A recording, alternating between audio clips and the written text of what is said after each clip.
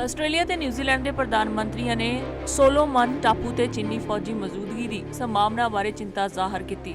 ਪਿਛਲੇ ਹਫ਼ਤੇ ਲੀਕ ਹੋਏ ਇੱਕ ਦਸਤਾਵੇਜ਼ ਤੋਂ ਇਹ ਸੰਕੇਤ ਮਿਲਦਾ ਹੈ ਕਿ ਚੀਨ ਦੱਖਣੀ ਪ੍ਰਸ਼ਾਂਤ ਟਾਪੂ ਦੇਸ਼ ਵਿੱਚ ਆਪਣੇ ਫੌਜੀ ਮੌਜੂਦਗੀ ਨੂੰ ਵਧਾ ਸਕਦਾ ਹੈ, ਜਿਸ ਵਿੱਚ ਜਹਾਜ਼ਾਂ ਦੇ ਦੌਰੇ ਵੀ ਸ਼ਾਮਲ ਨੇ। ਆਸਟ੍ਰੇਲੀਆ ਦੇ ਪ੍ਰਧਾਨ ਮੰਤਰੀ ਸਕਾਟ ਮੋਰਿਸਨ ਨੇ ਕਿਹਾ ਹੈ ਕਿ ਉਹਨਾਂ ਨੇ ਵਿਕਾਸ ਬਾਰੇ ਹਫ਼ਤੇ ਦੇ ਅੰਤ ਵਿੱਚ ਨਿਊਜ਼ੀਲੈਂਡ ਦੀ ਪ੍ਰਧਾਨ ਮੰਤਰੀ ਜੈਸਿੰਡਾ ਆਰਡਨ ਨਾਲ ਗੱਲ ਕੀਤੀ ਸੀ ਅਤੇ ਸੋਮਵਾਰ ਨੂੰ ਬਾਅਦ ਵਿੱਚ ਪਪੂਆ ਨਿਊ ਗਿਨੀ ਅਤੇ ਫੀਜੀ ਵਿੱਚ ਆਪਣੇ ਹਮਰੁਤਬਾ ਨਾਲ ਗੱਲ ਕਰਨ ਦੀ ਯੋਜਨਾ ਬਣਾਈ ਸੀ।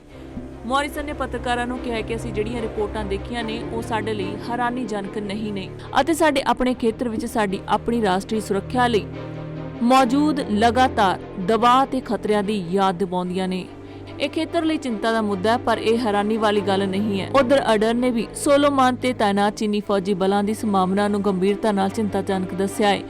ਉਹਨਾਂ ਨੇ ਰੇਡੀਓ ਐਨਜ਼ੈਡ ਨੂੰ ਦੱਸਿਆ ਕਿ ਅਸੀਂ ਅਜਿਹੀਆਂ ਕਾਰਵਾਈਆਂ ਨੂੰ ਖੇਤਰ ਦੇ ਸੰਭਾਵੀ ਫੌਜੀਕਰਨ ਵਜੋਂ ਦੇਖਦੇ ਹਾਂ। ਸੋਲੋਮਨ ਨੇ ਖੁਲਾਸਾ ਕੀਤਾ ਕਿ ਉਸਨੇ ਚੀਨ ਨਾਲ ਪੁਲਿਸਿੰਗ ਸਹਿਯੋਗ ਸਮਝੌਤੇ ਤੇ ਹਸਤਾਖਰ ਕੀਤੇ ਨੇ।